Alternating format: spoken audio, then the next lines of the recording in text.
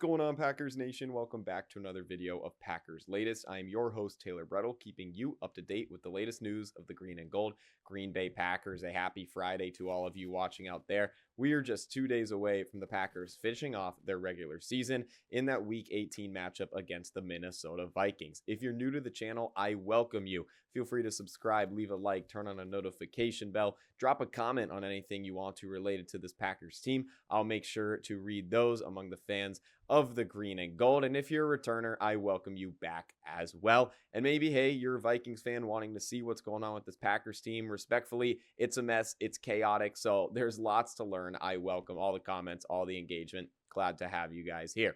We're going to start this one off with definitely some madness, to say the least, in Melton and kind of how Sunday could look for him. Melton, a receiver for the Packers coming over from the Seattle Seahawks. This season was trying out the defensive side of the ball as one of their cornerbacks, but still was getting offensive snaps. He's kind of bounced back and forth between the two. Then you throw him into special teams. He's starting to return kicks for the Packers. Maybe they'll need him, returning punts as well. This guy is playing like every side of the ball, not just offense, not just defense. You even throw him in there on special teams.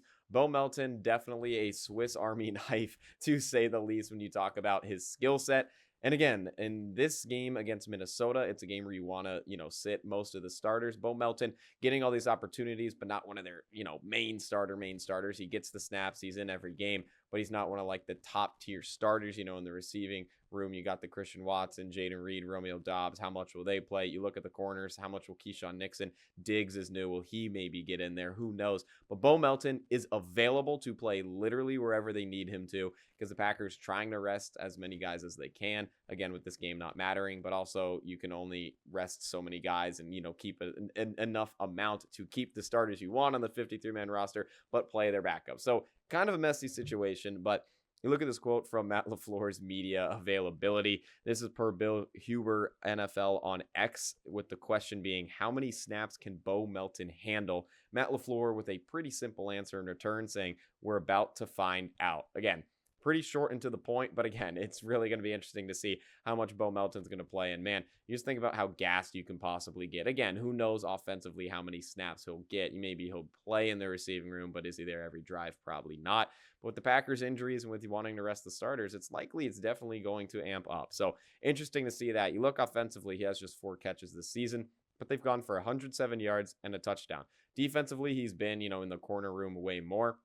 With that corner room being hurt, you now go to that Ravens game, Nate Hobbs and Kamal Hayden looking like they are both done for the season. So you're down to just 3 cornerbacks, after that Ravens game. Packers obviously adding names and guys like Trayvon Diggs to hopefully give Melton some relief, but it will be interesting to monitor how that's going to go. We're going to look at another guy with, some more opportunities with this Week 18 game. We're going to turn it over to Matthew Golden. He's pairing with his college quarterback in Week 18. Matthew Golden obviously drafted out of Texas, but he played for Houston a couple years before that. And funny enough, Clayton Tune was his quarterback at Houston in Golden's freshman year. So these two have played together. It's obviously been a long while. It was a totally different level going from college to the NFL, but definitely something to notice. You look at this, this is per Matt Schneidman on X. Make sure to check him out. Get tons of information from him. He's a very good reporter for the Green Bay Packers. It's kind of a fun stat where he said that Matthew Golden caught 38 passes for 584 yards and 7 touchdowns as a freshman at Houston. And his quarterback that year was Clayton Tune. So it's not like they were on the same team. 38 catches in a season for 584 yards and 7 touchdowns. Those are some numbers, to take seriously. And again, it has been a while since they've been teammates. It was Golden's freshman year, and then he went through the whole college stint. Now he's a rookie in the NFL. Still kind of fun to look at. You look at this a little bit more with, Packers looking at this offense and who is going to be out there. You look at Adam Stenavich speaking on Matthew Golden and kind of how he's been used this season, the Packers offensive coordinator, saying he's not going to be in that premier role when the playoffs come around. That is definitely something to circle. He really hasn't been in any premier role this season. But again, you're taking that big shot at a first-round receiver that everyone's been hoping for, and it's kind of like, where is he? He also added saying that he'd be pumped if Golden was the number 1 option on a given play. He's confident his time will come, but he said the Packers have too many wide receiver mouths to feed. So maybe Week 18, right? Maybe we're not going to see him that much in the playoffs, but week 18, maybe he can kind of get in there, get comfortable. Who knows? Clayton Tune's got to have a good game and be able to get the ball to him against a Minnesota defense that's probably going to bring 4 or 5 guys every single snap. But who knows what we can get out of Golden there. Would really like to see him get involved, especially with how banged up this receiving room is. Even when these guys are on the field, they all seem to be hurt in some way, shape, or form. So we will definitely monitor that, and we'll see it on Sunday nonetheless. Going to go to another name going over to the special teams department, and Nick Niemann trending towards a return possibly. Don't want to jump the gun, don't want to get too excited, but Nick Niemann getting that pectoral injury in week 8. One of the best, if not the best, special teamers for the Green Bay Packers. He has been a big loss in, a unit in that special teams department that respectfully is one of the worst in the NFL. That is definitely a big weakness that the Packers hold, especially with blocking. Look at the kick returns, the punt returns, really not much going on there. So nice to see Niemann leaning towards a return, that 3-week window opening up, hoping that they can get him at some point in the playoffs. This is not going to be a quick turnaround to Sunday. It's going to be around playoff time. This is per Zach Cruz of Packers Wire for USA Today from his article on this, saying the Green Bay Packers designated linebacker and special teamer Nick Niemann for return from injury reserve on Wednesday, opening his 21-day practice window. That is per Mike Spofford of the team's official site. He also added on saying Niemann, who led the team in special teams tackles during his first 8 weeks of the season, has been on injury reserve since suffering that pectoral injury during the Packers' win over the Steelers, on Sunday, October 26th. So he's been out for a while, and the special teams department can always use some help. Feels like there's a lot of names that we'd like to have back. Zane Anderson going down against Baltimore, that's a loss there. So another reason why it would be big to have Niemann back. I know Anderson's a safety, Niemann's a linebacker, 2 different builds, but still big, impactful players on special teams. So really got to look at this. I mean, Rick Bisaccia spoke on it as well, saying it would be monumental for us if that could happen, speaking on if he would be able to return for the playoffs. Going to be something to monitor. That 3-week windows opened up for guys earlier this season, and sometimes it just wasn't enough. Marshawn Lloyd, a prime example of that. He seemed like he was going to be good to go, trending towards it. That window open, and then he, injured himself in a different form, and now he's shut down for the season.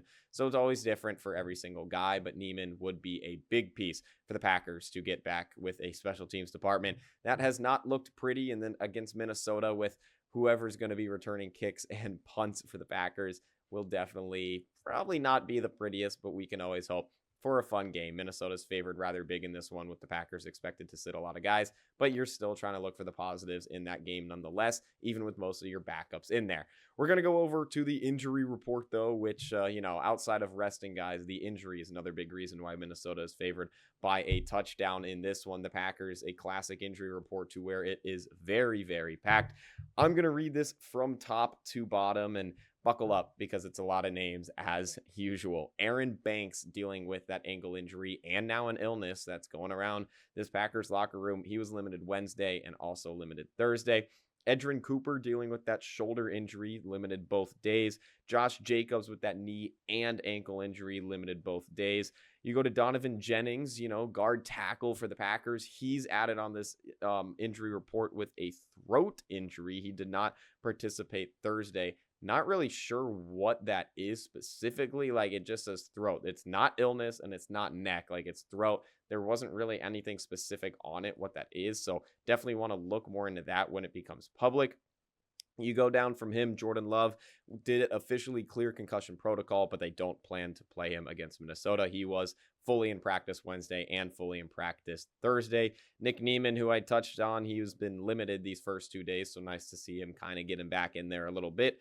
Jaden Reed, he got sick himself. He's been limited both days. Zach Tom with that back and knee injury, would really be nice to have him back in that O-line. He was limited both days. Lucas Van Ness with the foot injury and now him picking up this Green Bay illness was limited both days. Dontavian Wicks, who sustained that concussion in the loss to the Ravens, he did not participate for the second straight day. John Williams with his back injury, limited both Wednesday and Thursday. Savion Williams with that foot injury and an illness that he picked up, limited on Wednesday, but did not participate today. So maybe that's his illness picking up. It didn't say what injury led him to not participating, but likely the illness picking up, which is, again, nothing that we like to see for this Packers team.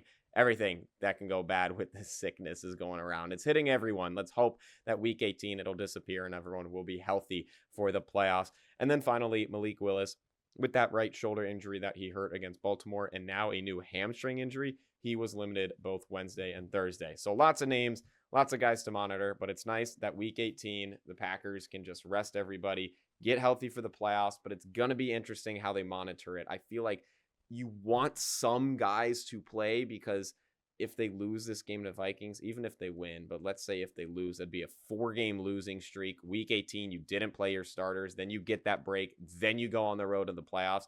I think we're going to need to see some of the main guys out there getting involvement. But we saw this last year against the Bears and Christian Watson tearing his ACL, so you also want to be safe and aware of that. Going to be interesting to see how Matt LaFleur and the coaching staff handles this one. Just hoping for a healthy team entering the playoffs. But that's all I got for this episode of Packers Latest. Lots of names to throw around, lots to watch in Week 18 despite the game not mattering. Possibly could Bo Melton really step up and fill in some shoes in the playoffs? Could Nick Neiman come back? Could Golden maybe contribute in the playoffs, even though it doesn't seem likely? Still lots to look at in Week 18. And with one more video I will have coming your way tomorrow before we get to game day on Sunday. But as always, go Pack, go.